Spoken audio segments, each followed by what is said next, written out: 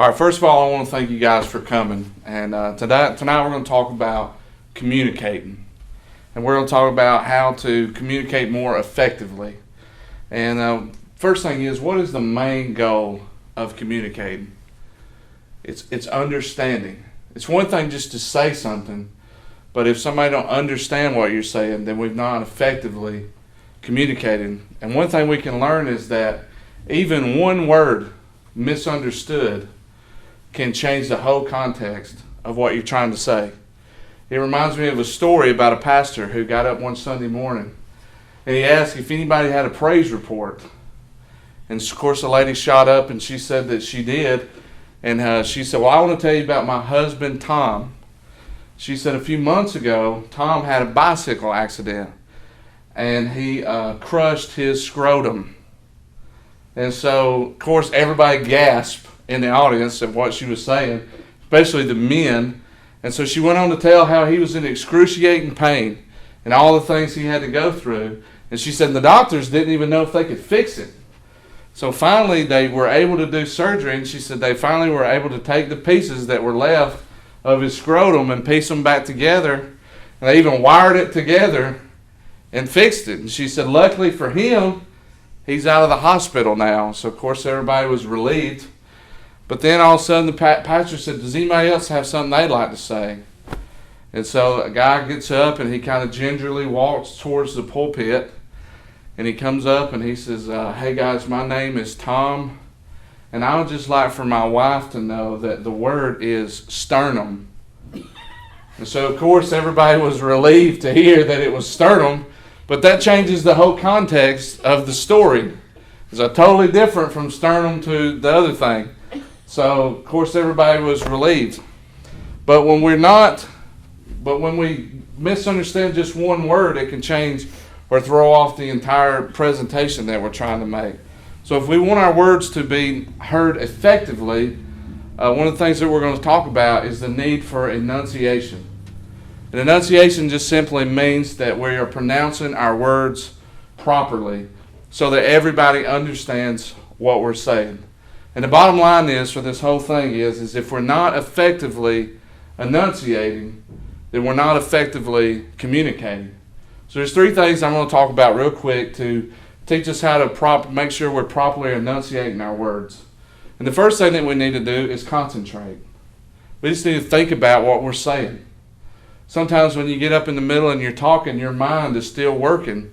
And there's things that you think, well, it come to my head, so I should say it. Well, the bottom line is not everything you think you should say.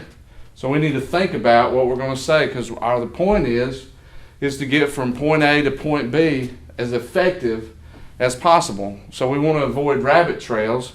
And then also we want to talk about that sometimes less is more. So when we're talking or communicating, we need to realize that it's quality over quantity and make sure that we say what we got to say in the simplest terms possible. So not only do we need to concentrate, but the next thing we need to do is breathe.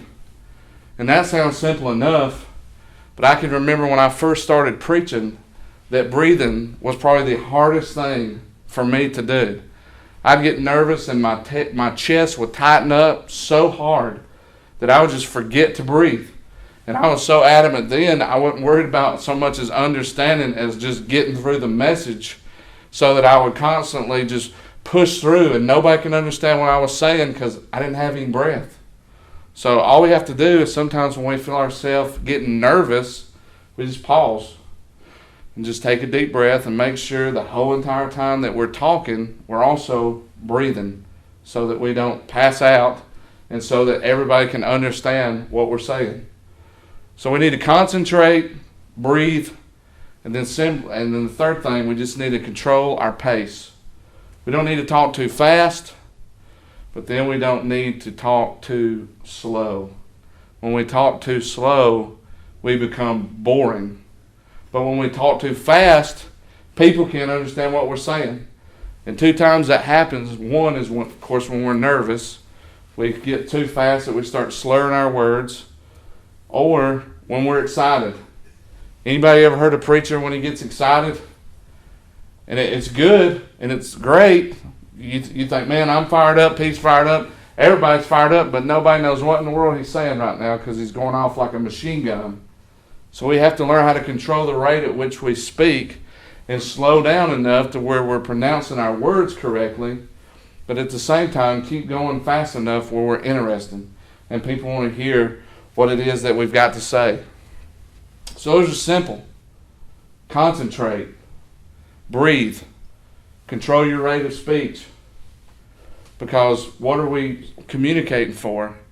We're communicating so people can understand what it is that we have to say. If they don't understand what we're saying, then we've wasted our breath. So enunciating is the key to making sure that people understand what it is that we have to say. Whether we preach a sermon, whether we teach a class, whether we give a speech, or simply we're just talking to a friend, we always have to remember if we're not enunciating effectively, then we're not communicating effectively. Thank you.